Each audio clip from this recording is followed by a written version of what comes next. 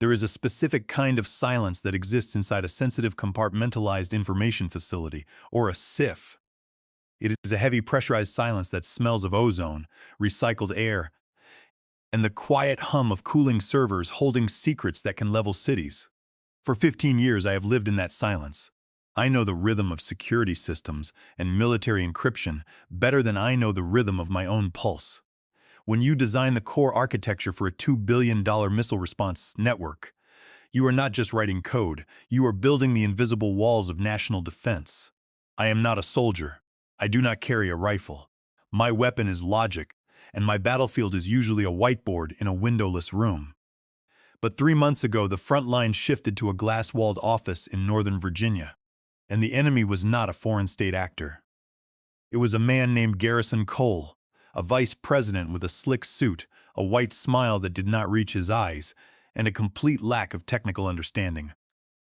I walked into the lobby of Helix Systems at 7:45 in the morning sharp.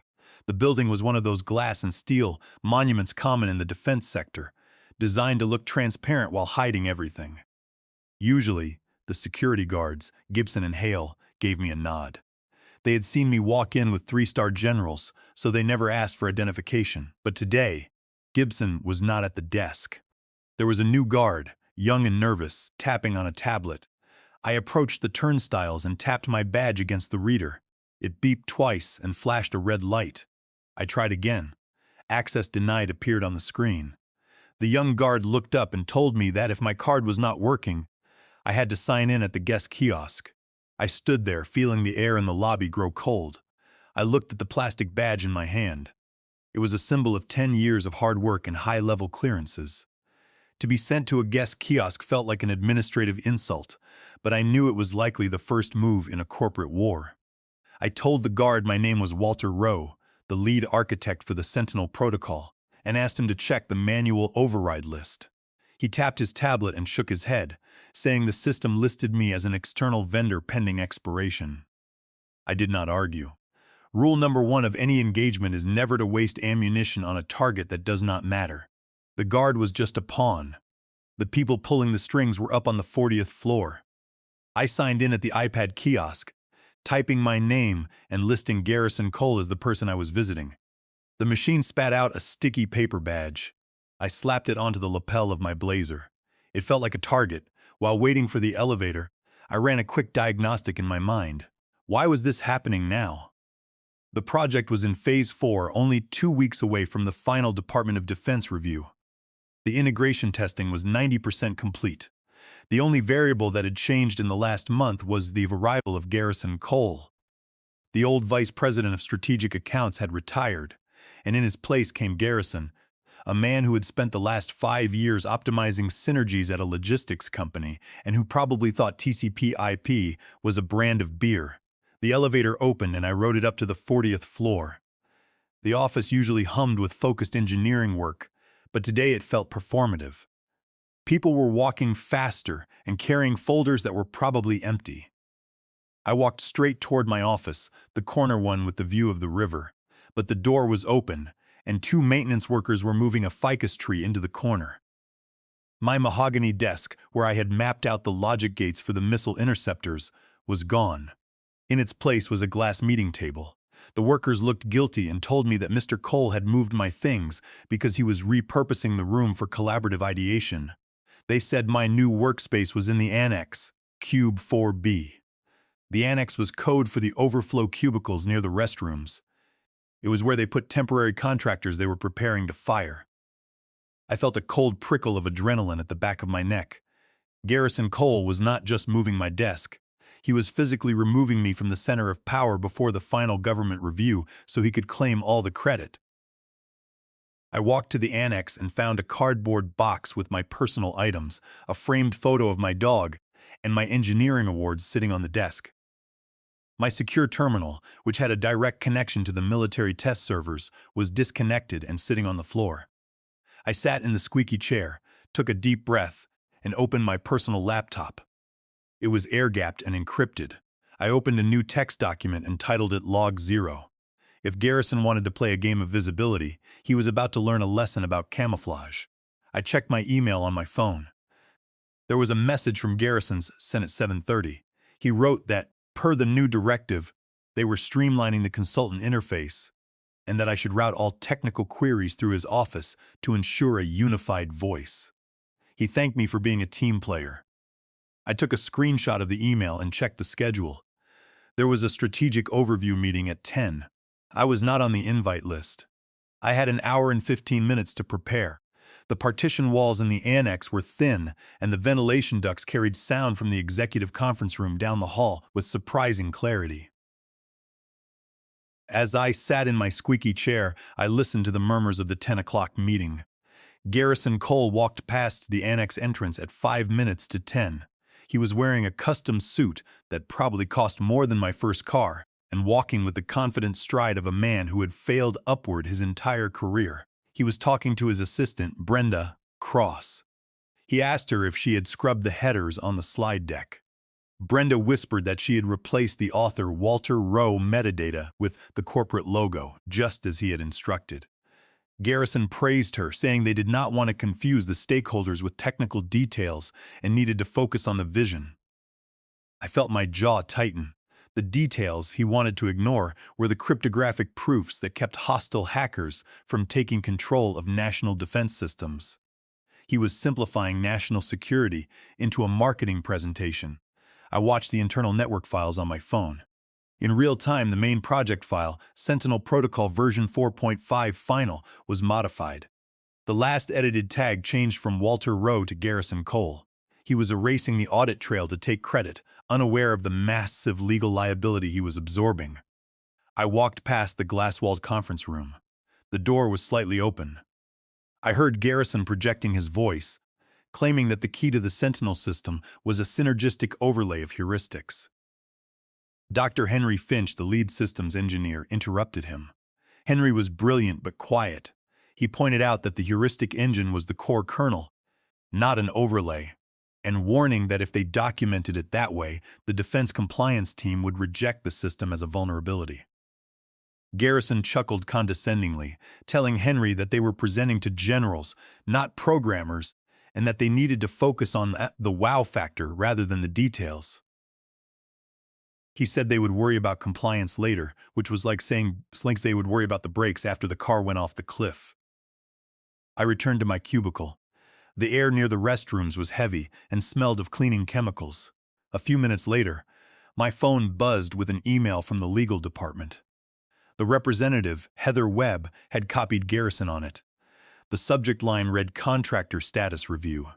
It stated that, at the request of the Vice President of Strategic Accounts, they were reviewing the necessity of external consultancy. They requested that I surrender my physical keys to security by 5 in the afternoon on Friday, and noted my digital access was restricted to read-only effective immediately. They were cutting my access 3 days before the general arrived. Garrison wanted me gone before the presentation so he could stand alone in the room and present my work as his own. I did not write an angry reply. Instead, I opened my personal laptop and accessed a secure partition that contained my safeguards. Years ago, when I was working on logistics protocols in active military zones, I learned that you should never build a house you cannot lock from the outside. The Sentinel protocol was my house. Garrison had the keys to the front door, but he did not know about the foundation hatch. I activated a silent logging script within the compiler. Every file modification or version change made by Garrison or his staff would be mirrored to a server under my control. If he wanted to own the code, he would have to own every mistake he made with it. At noon, Garrison walked out of the conference room, looking pleased with himself. He spotted me in the cubicle and walked over. Leaning his weight against the partition wall, he told me they had a great session and were moving the ball down the field. I kept my eyes on my screen and told him I heard about the wow factor. He missed the sarcasm completely, saying they needed to lean down and that since the project was transitioning to maintenance, my heavy lifting was done. He suggested that Helix could handle the day-to-day operations without paying expensive consulting rates. I looked him in the eye and told him the protocol was not in maintenance, but in pre-deployment validation. I warned him that changing metadata headers would break the checksums, causing the defense servers to reject the update. He waved his hand dismissively and said they would fix it later in post-production. He told me to forward all my raw files to Brenda and make sure my keys were handed over by Friday. He said he wanted a clean break with no loose ends. I watched him walk away, whistling a tune. He thought he had just dismissed a simple contractor, not realizing he had just removed the only person who knew how to operate the system. I turned back to my screen. The mirroring script was active. I opened a document, titled it Incident Report on Unauthorized Metadata Modification and Risk of Checksum Failure, and signed it digitally. I was building a complete file. I met Colonel Joseph Briggs at 6 in the evening at a small diner called The Hangar, 5 miles south of the headquarters. The place had not been renovated since the Cold War, the vinyl booths were cracked, the coffee was terrible, and the walls were decorated with framed photos of old fighter jets. The diner itself had a history. It was built in the 1950s, right when the local defense infrastructure started booming. Its walls were decorated with framed black and white photographs of early jet fighters and maps of old military bases that had since been decommissioned. In the corner, a jukebox sat silent, its glowing neon lights long broken. People did not come here to listen to music. They came here to talk in hushed tones, away from the surveillance of modern corporate offices and government buildings. The waitresses knew the drill. They never asked questions and kept the coffee cups filled. Briggs was in civilian clothes, wearing a dark hoodie and jeans, looking like a tired father rather than the officer in charge of regional missile defense deployment. But his straight back and constant scanning of the entrance gave him away. I sat opposite him, and the waitress poured us 2 cups of black coffee without speaking. Briggs did not waste time. He told me his secure communications had been flagging update alerts on the Sentinel project that did not match the schedule, and noted the authorship tags were incorrect. I told him the tags were incorrect because Garrison Cole was scrubbing my name from the code blocks to claim authorship. Briggs swore quietly and rubbed his face. He said he had told the general that the leadership changes at Helix were making the project unstable. He asked who this new vice president was. I explained that Garrison was a corporate manager with a master of business administration who did not know a logic gate from a garden gate. I told him my contract was being terminated on Friday. Briggs sat back, staring at his coffee cup.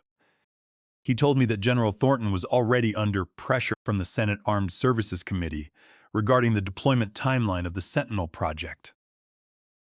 Any delay or failure during the demonstration would not just end the general's career, but would leave a massive gap in our continental defense shield. The general had personally selected Helix because of my previous work on Project Iron Dome. He had been assured that I would be overseeing the entire validation process.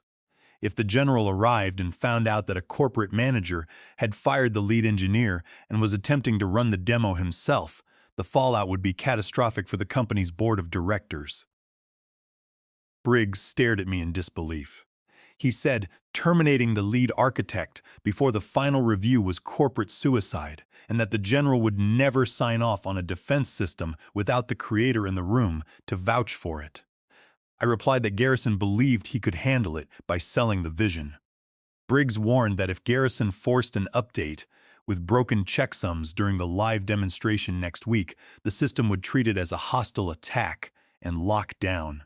It would brick the defense servers for 48 hours, wasting $2 billion of government money.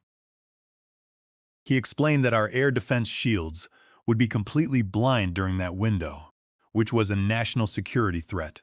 Briggs wanted to call the military police to remove Garrison immediately. I told him to wait. If we intervene now, Garrison would claim I was a bitter contractor trying to sabotage the company, and the board would protect him because he promised to cut costs. I reached into my bag and pulled out a black, ruggedized external hard drive and slid it across the table. I explained that the drive contained the complete source code as of 700 hours that morning, signed with my private cryptographic key. It also contained a detailed log of every change Garrison had made, the threat simulations he deleted because they looked too negative, and the emails where he ordered his staff to bypass security compliance. Briggs placed his hand over the drive and asked if I wanted him to hold it. I told him to keep it off the military network for now and just have it ready when the time came. He asked when that would be. I told him Tuesday during the final presentation. Briggs realized the plan and smiled grimly, noting that I was going to let Garrison hang himself. I corrected him, saying I was just handing him the rope. I took a sip of the bitter coffee and explained one more detail. Garrison did not understand that the Sentinel protocol was a living system, not a commercial product. I told him I had built a security dependency into the core logic that required a cryptographic handshake from the lead architect every 30 days.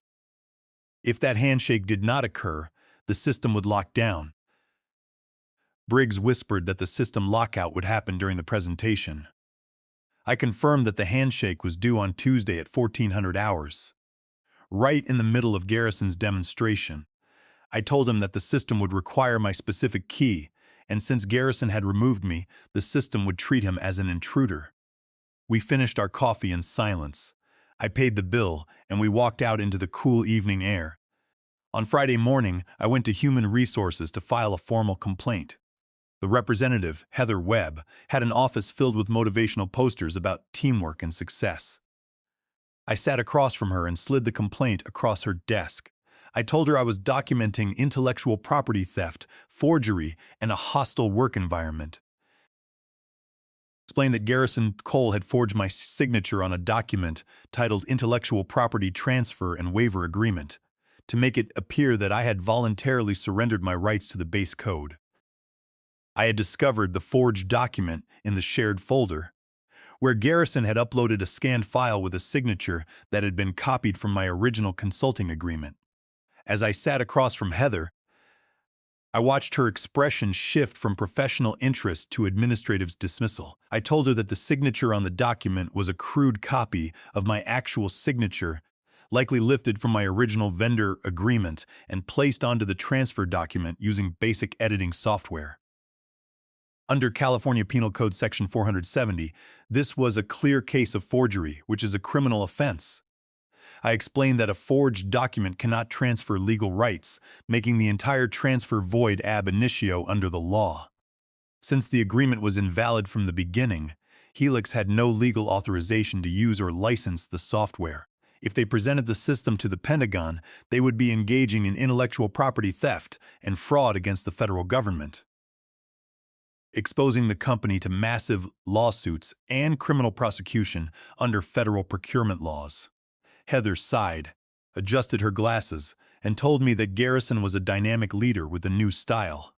She suggested that since my contract was ending, I should just accept the severance and move on rather than burn bridges. She said the board was very pleased with Garrison's ability to reduce overhead. I stood up and told her I was not burning bridges, but reporting an arsonist. She did not open a case file. She just gave me a corporate smile and promised to look into it. I knew she would do nothing, which meant I was cleared to use my own override. I walked back to the annex, passing the open cubicles of the junior engineers. They looked stressed, hunched over their monitors, drinking energy drinks, and trying to fix the bugs that Garrison's new directives had introduced. They did not know that their jobs were on the line because of a vice president's ambition. I felt a pang of sympathy for them. They were young, just starting their careers, and they were being led by a man who was willing to compromise national security for a bonus. I resolved to make sure that the fallout of this situation fell squarely on Garrison, and not on the hard-working developers who were just trying to earn a living. I returned to my cubicle. It was my last day, and my access was scheduled to end at 5 in the afternoon. During lunch, when the office was empty, I connected my laptop to the network. Garrison had given himself administrator access, but had left the default password as password 123 on the server console. I logged into the server cluster and located the core files for the demonstration build. I did not delete anything, which would have been illegal. Instead, I applied a light layer of encryption to the graphical user interface modules that rendered the visual simulation. The code was set to verify the creator's cryptographic hash. If the system detected that the author was listed as Garrison Cole instead of Walter Rowe, the hashes would not match. The system would refuse to display the graphics and show a red error screen. I set the timer to activate at 13:59 on Tuesday. At 4:45, a security guard named Hale escorted me out of the building. He looked uncomfortable and apologized, saying he was just doing his job. I handed over my badge and laptop, carried my cardboard box to my car, and drove away. Over the weekend, I monitored the logs from my home. Garrison was editing slides at 2 in the morning and sending emails about catering details. On Sunday night, I received a call from a junior developer named Liam Pratt. Liam was nervous and told me the entire engineering team had checked the logs before Garrison scrubbed them and knew I wrote the kernel. He revealed that Garrison was forcing them to hard code the simulation results to show a 100% success rate, even though the physics engine calculated it at 85%. I told Liam to do exactly what Garrison ordered and not to fight him. I emailed Liam an encrypted PDF document containing the legal timeline of Garrison's violations and instructed him to forward it to General Thornton's assistant at 9 on Tuesday morning. Liam agreed, thanking me for being a good lead. The trap was set, and all Garrison had to do was step into it. Tuesday afternoon arrived with heavy rain. I drove to the Helix headquarters at 13:30, 20 minutes before the presentation. The parking lot was filled with black government vehicles. I walked into the lobby, and the young guard looked panicked when he saw me. He reached for his radio, but I pulled out a Department of Defense contractor badge issued directly by the Pentagon. I told him I was acting as a federal asset inspecting a secure project site and warned him that blocking me would obstruct a federal audit. The guard turned pale and allowed me to pass. I took the elevator to the 40th floor. The hallway was empty, lined with fresh flowers. I pushed open the double doors of the boardroom. The room was filled with military officers and executives. General Ronald Thornton sat at the head of the table with Colonel Briggs beside him. I noticed the general's adjutant was standing in the corner, holding a printed copy of the document I had Liam send him. General Thornton looked up when I entered. Garrison Cole was standing by the screen, holding a laser pointer. When Garrison saw me, he walked over and told me to leave, calling me support staff, and saying consultants had to wait outside. I did not move. Before I could answer, General Thornton stood up. His voice was calm but heavy as he asked Garrison if he had just called the lead architect's support staff. Garrison stammered about corporate structure and strategic vision, but the general walked around the table and stopped in front of him. Thornton told the Helix chief executive officer that I had designed the encryption that protected the servers. He stated that if I walked out of the room, the government would cancel the $2 billion contract immediately. The tension in the boardroom was thick enough to feel. The Helix chief executive officer and the other senior executives sat in absolute silence, sweat visibly running down their collars. They looked at each other, realizing that their entire business was about to collapse in front of their most important client. General Thornton did not look at them. He focused entirely on the printout in his hand, which detailed every safety protocol that Garrison had ordered the team to bypass. The general turned to the Helix chief executive officer and asked him if he was aware that his vice president had ordered the engineering team to fake the simulation data. The chief executive officer stammered that he had no idea, and that Helix had always maintained the highest standards of integrity. The chief executive officer turned pale and apologized. General Thornton ignored him, tapped the printed document in his hand, and asked Garrison about the forged signatures and the copyright issues. Garrison went completely silent, his face turning red. The general then ordered Garrison to run the live simulation. Garrison scrambled to his laptop and started the sequence. At 13:59, the screen went black, and then bright red text appeared. Critical error code 403. Author verification failed. Cryptographic handshake required. Please contact lead architect Walter Rowe. Garrison panicked, hitting keys and claiming it was a minor graphic glitch. I spoke up and explained that the system was performing a security verification. Because Garrison had replaced my name with his own, the system assumed a hostile intrusion had occurred and locked the interface. Garrison whispered to me, begging me to fix it. The general crossed his arms and told Garrison he could admit he did not know how to run the system or crash it. Garrison admitted he did not know the key. The general ordered Garrison to step away. I sat at the table, connected my secure laptop, and entered the override code, Archangel 01. The red error screen vanished, replaced by the green lights of the defense grid. The simulation ran perfectly, showing a realistic 85% intercept rate. The general turned to the Helix chief executive officer and told him they had a personnel problem to fix before he left, pointing out that forgery and copyright infringement were federal issues. The chief executive officer ordered Garrison to his office immediately. Garrison walked out, defeated, holding his head down. After Garrison left the room, the Helix chief executive officer turned to me, his hands shaking slightly. He apologized profusely for the way I had been treated by human resources. And, by Garrison, he told me that the board had been completely misled by Garrison's reports, and that they had no idea my contract was being terminated. He offered me the position of chief technical officer on the spot, promising that the Strategic Accounts Division would be completely dismantled and that all technical decisions would report directly to me. He also noted that Heather Webb and the entire Human Resources Department would be investigated for ignoring my formal complaint. I accepted the offer, but only on the condition that my engineering team received immediate raises and full autonomy over the project. The cleanup was fast. By 4 in the afternoon, Garrison had been fired and escorted from the building. The board dissolved the Strategic Accounts Division, and I was promoted to Chief Technical Officer of the new Office of Advanced Technology with a doubled budget and raises for my engineering team. Later, General Thornton called me to offer his congratulations. He told me he had a new, larger project involving domestic civil infrastructure and wanted me to lead the engineering effort. I smiled, looked out the window at the river, and agreed. I opened my console, typed the command to initialize the new log, and watched the cursor blink. The battle was over, and I was back where I belonged.